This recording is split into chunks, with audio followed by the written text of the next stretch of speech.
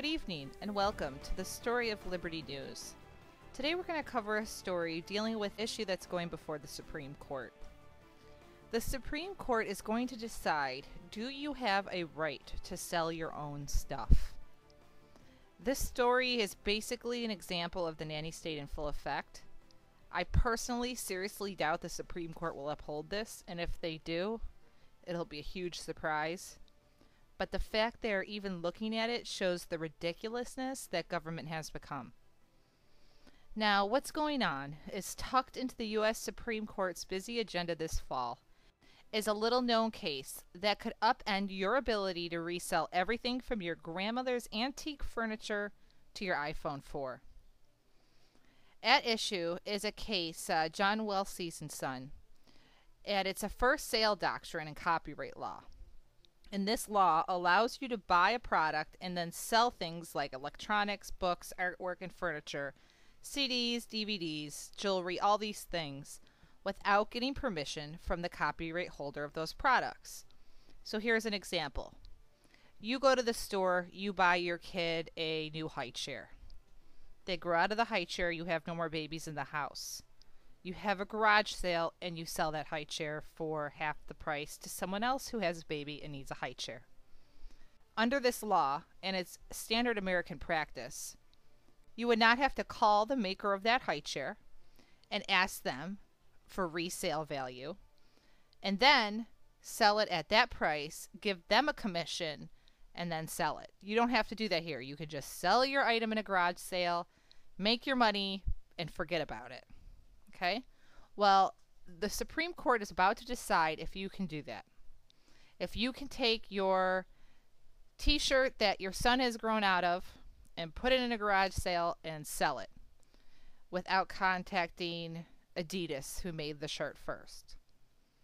This is, the repercussions of this to the economy are so huge. Just think of all the auction sites like eBay, upend. I mean, there's hundreds of auction sites on the internet where people are selling used items. They make money doing it. So what's going to happen is all those people with supplemental income are going to lose that supplemental income, and the big companies that have formed around this entire industry of resale will go under. We're talking about antique shops. We're talking about used car dealerships.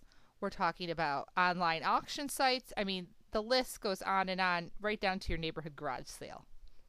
These are all under this bill that the Supreme Court is about to review. Now, this doctrine, which the Supreme Court recognized in 1908, specifically says you can resell your stuff without worry because the copyright holder only has control over the first sale.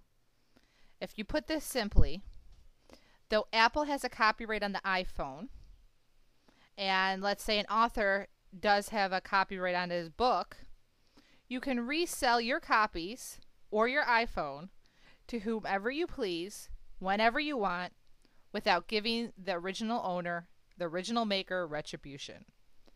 That's being challenged now for products that are made abroad. And if the Supreme Court upholds the appellate court ruling, it would mean that the copyright holders of anything you own that is made in China, Japan, or Europe would have to give you permission to sell it. Now, you might say right there, well, it only affects things made overseas. Well, the recent studies have shown that 99% of the items in our homes in America are made overseas. So we don't make things anymore. So basically, you can't resell anything in your house. I mean, anything. You'll be surprised that even heirloom jewelry that has been passed down from generation to generation is European. It's not American. I mean, we're talking about everything basically we have of value cannot be resold. Jonathan Bland, who is an adjustment professor at Georgetown University and Law Center, said that it means that it will be harder for consumers to buy used products and harder for them to sell them. This has huge consumer impact on all consumer goods.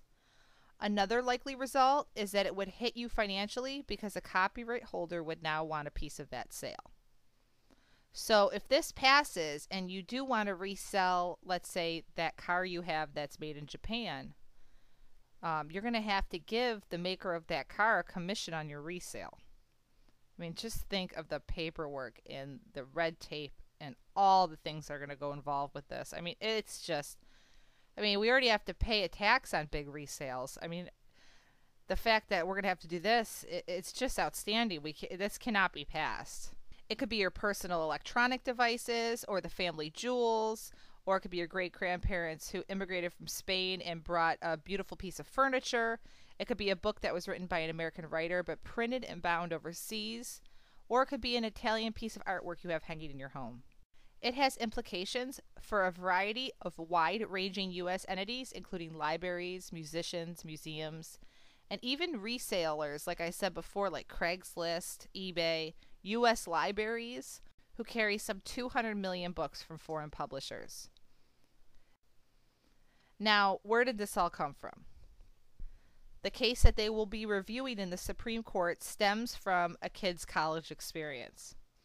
This kid was a native for Thailand, and he came to the U.S. in 1997 to study at Cornell University. When he discovered that his textbooks, which were produced by a company called Wiley, were a lot cheaper to buy in Thailand than they were in Ithaca, New York, he rallied his Thai relatives to buy the books and ship them to the U.S. And they did that. Then when the books got here, he sold them on eBay, and he made $1.2 million, according to court documents. And because of this young boy's entrepreneurial spirit to find something in another country cheaper and resell it here and make a profit, they now want to make it illegal to resell any item in Europe here without permission from the original maker. Thank you for joining us on the Story of Liberty News. God bless you, and never stop praying for our country.